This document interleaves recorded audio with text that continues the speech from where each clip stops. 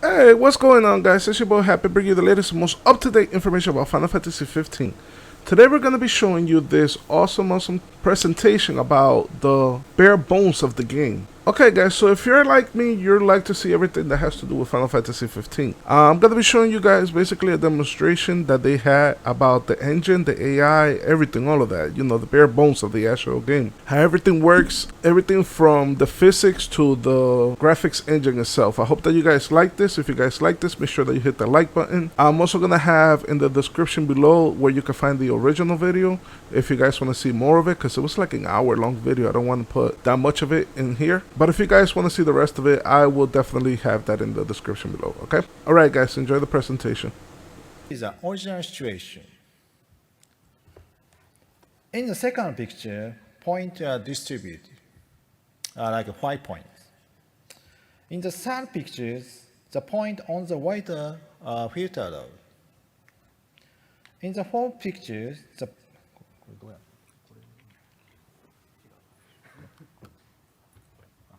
okay, I'm sorry.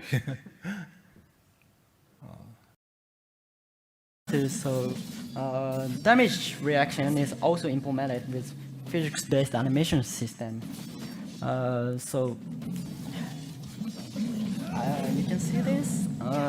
So this is a useful way for user to understand your attack hits to the characters. So because we don't need to stop the current action, so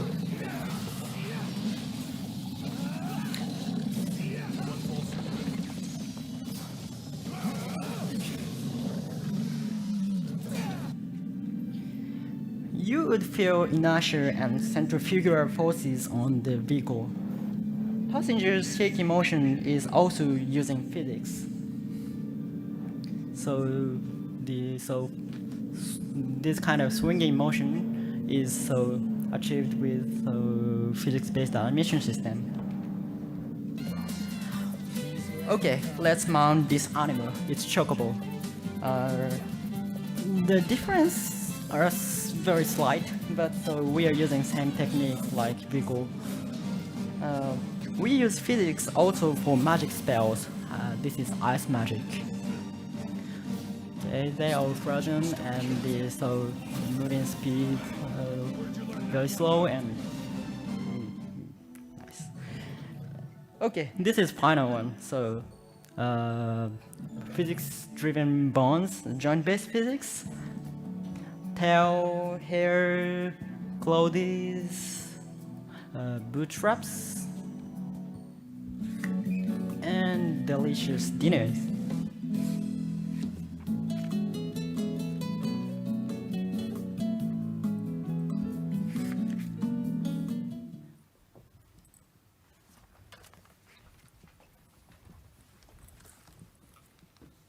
Okay.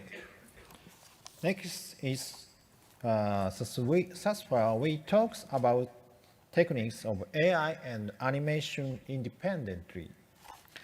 To integrate these, to integrate these techniques into the game, we need appropriate workflow and tools. As we presented, our game has many kinds of characters. So data-driven architecture are necessary to take control of the technology. We use node-based graph system for both AI and animation. AI graph works as a hub of the AI module, such as PQS, steering, and pathfinding. AI graph is a node-based graph to describe character decision making by using state machine and behavior tree. Behavior tree is the most popular techniques in game industries, but today I cannot explain it. AI graphs can make hierarchical structure of nodes. This is our original tool of AI graph. The character is controlled by AI graph. The green, okay, next is, the green lit node is a node that is now executed. The top layer is state machine. The one state includes one behavior tree like this.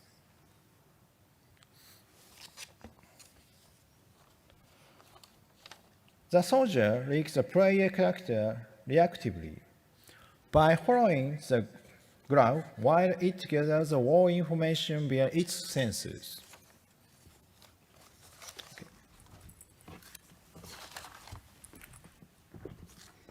Okay, similar graph-style architectures are used in animation. State machines and blend trees are available in the tool.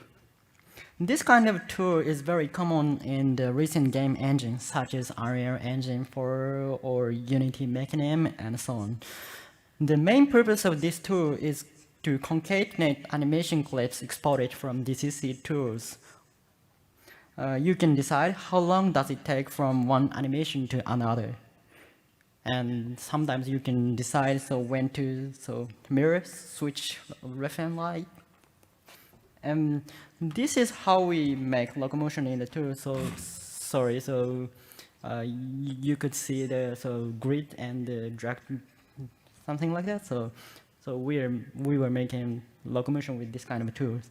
And we developed the tool as an independent tool from AI. We presented it because we wanted to avoid complexity as much as possible for animators. Okay, let's see the real-time preview of the graph. Now we are debugging this monster. When he attacks towards me, and this node is highlighted. This is attack node. And the different attack happens, different attack, then different node highlighted. And when taking damage, this node is highlighted, and this node is highlighted, and finally he's going to death. Okay. We have discussed how we integrate AI and animation into a game with data-driven architecture. AI decides what to do next.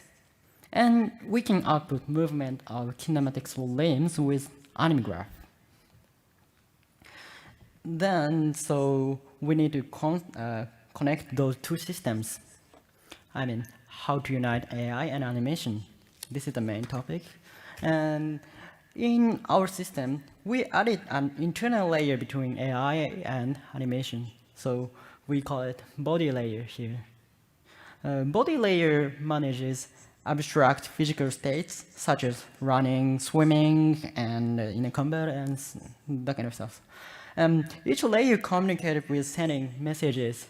So AI sends message to the body, and the body sends message to the animation. Same way. For example, AI decides to do a melee attack. And so when body receives a message from the AI, then the body state goes to the attacking states, and it sends to a specific attack message to anime graph. And the animation system plays the sequence of animation according to the message, like boom, boom, boom, okay? And sometimes we need extra information such as speed, height, direction. And we would write the variable into a blackboard to connect those three systems. In a character architecture, we separate it into three data-driven systems: AI graph, body graph, anime graph. This is because we have three main roles to make characters' behavior in a team. Game designers think about how can it be fun, and how can we provide great experience to the users. Programmers, programmers are concerned with optimal process and effective implementation, or reusability of that kind of stuff. Animators care about the precise expression of the animated result. With those layers, we could design the user interface and the features of the tools to be more intuitive and less complicated to each person. So, yeah. Okay, now we will briefly explain about the body graph. For example, the player character, Noctis, has a lot of physical states. Mounting chocobo, driving, and falling down from the very high building, as you can see. And those states are too big for animation system to manage. So many animations are using those single state. As you can imagine, each state may require some extra programming tasks, something like the behavior of the acceleration by gravity, and sometimes attached to the object in this case, and aligned to the ocean wave in a swimming state. So this kind of stuff needs programming task. It's very useful for us to tune those behaviors based on the status of body graph. Most of the animation techniques we have presented today is controlled from this layer. Okay, let's see the example. In a game, dynamic weather changes happen. On a humid weather, his hair becomes wet, like, so you can see this. And we can play anim graph. This is achieved by layering system of animation. We can play anim graph on each body part. Body graph observe the weather and request to play the wet animation into the hair part. In this kind of situation, we are using concept of parallel. You can use parallel node in body graph. While usual body state management is still active, you can change animation only on his hair based on the weather. Parallel nodes are available with hierarchical state machines. So if you want to avoid the wet hair on a special station such as cutscenes, then it's just okay to leave the hierarchy, then go back to the normal hair. Very useful. And next example is interruption. When you start a battle, sometimes this kind of special event might happen. Actually, it is kind of random sometimes. So this is invoked by strategic system. Strategic system is a totally different system. So something like a combat system or RPG system, that kind of system. So now all 4 characters are not under the control of AI nor the player.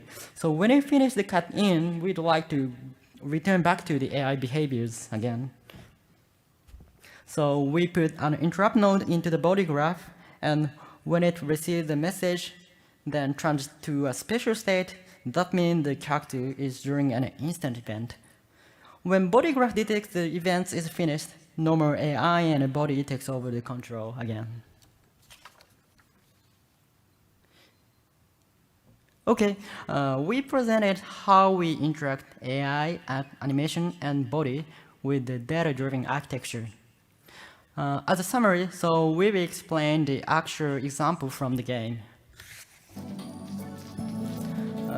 This is the video from the Platinum demo, we call it. We already released the Platinum demo on March this year. This is a dream of Noctis, and he's following the monster, which we call Carbuncle, to find a way out. In the second stage, Carbuncle becomes bigger.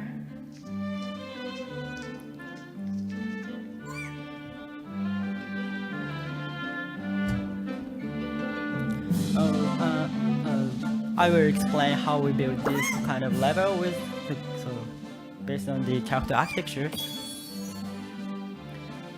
So the first event finished, then Carbuncle goes to the center of the room, and when you approach him,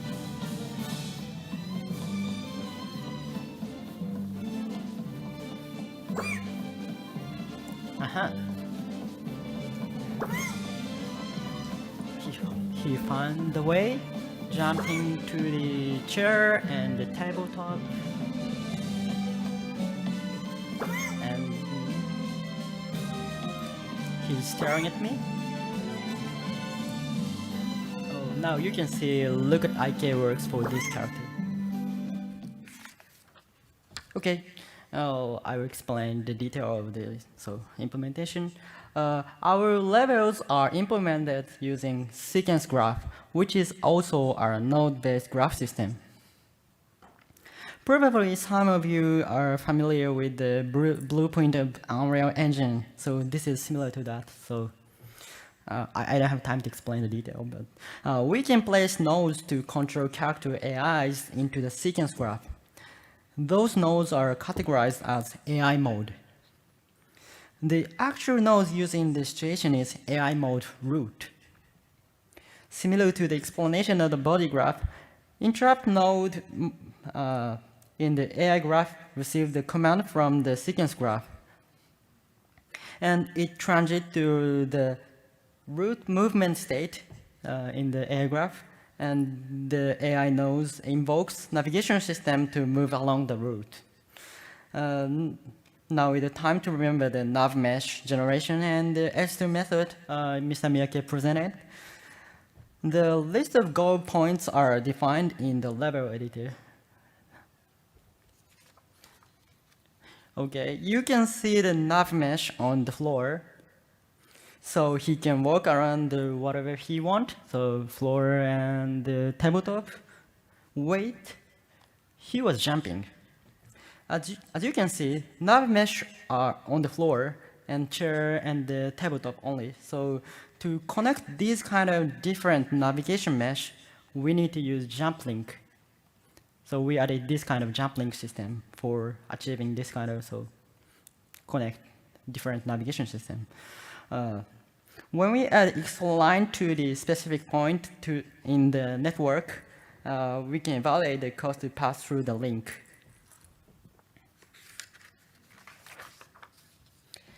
When he approaches the jumping point, send the message to his body graph, jump. And body graph transits to a jump state and sends a message to anime graph. And anime graph transits to the jump state from the locomotion state, and plays jumping motion. But he's driven by AI, so the starting point is not so precise. To increase the precision, motion analysis is used, as we presented in the AI technique section. Still, some amount of error exists.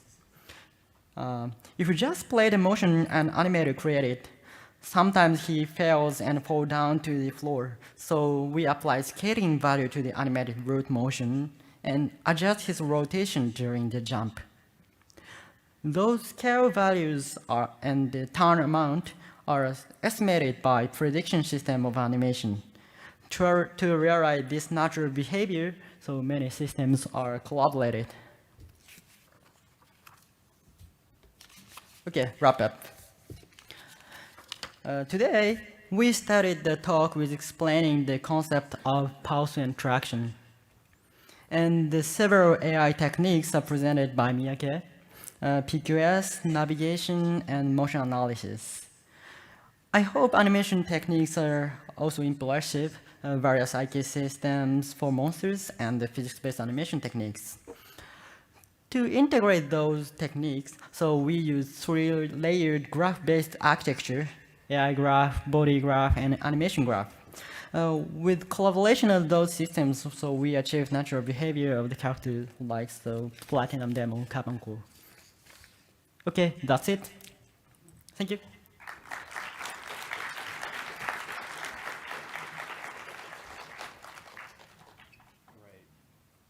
We do have time for some questions. If you have a question, please step up to the microphone.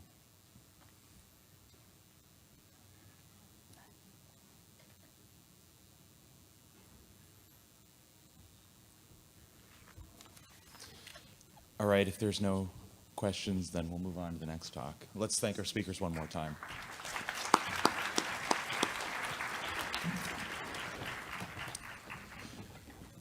So the second talk in the session is entitled Rendering Techniques of Final Fantasy XV.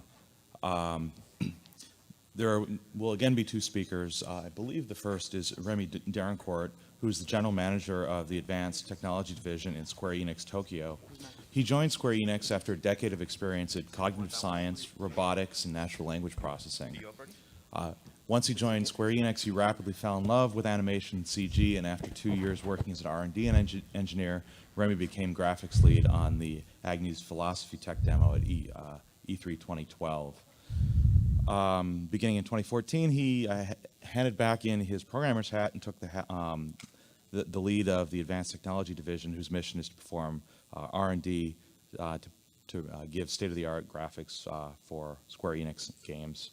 The second speaker is Miyamoto Masayoshi, who's a graphics programmer at Square Enix in Tokyo. He joined Square Enix in 2012 after 5 years' experience in CAD/CAM development. He's currently working on Final Fantasy 15 and has a master's in mathematics from the University of Tokyo. Join me in welcoming them. Hello everyone, and welcome to Rendering Techniques of Final Fantasy 15. I would like to start by saying it's a pleasure and an honor to be here with you at SIGGRAPH and to be given the opportunity of giving this talk. Is it working? Nope. I don't have the contact here.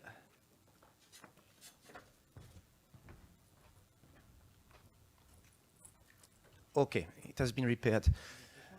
So my name is Remy Drancourt. I'm from the Advanced Technology Division, and next to me standing is Mr. Miyamoto. I would like to give credit to the other guys here on this slide, especially Sharif, who was in the trenches with the team, leading the R&D graphics efforts on the game. We also have some other sessions this week at SIGGRAPH. Even though the first 3 of them already finished, we do have, right after this session tonight, real-time live, so please join if you're interested. Now, a few words about Final Fantasy 15. Miyake-san and Imamura-san already introduced the game.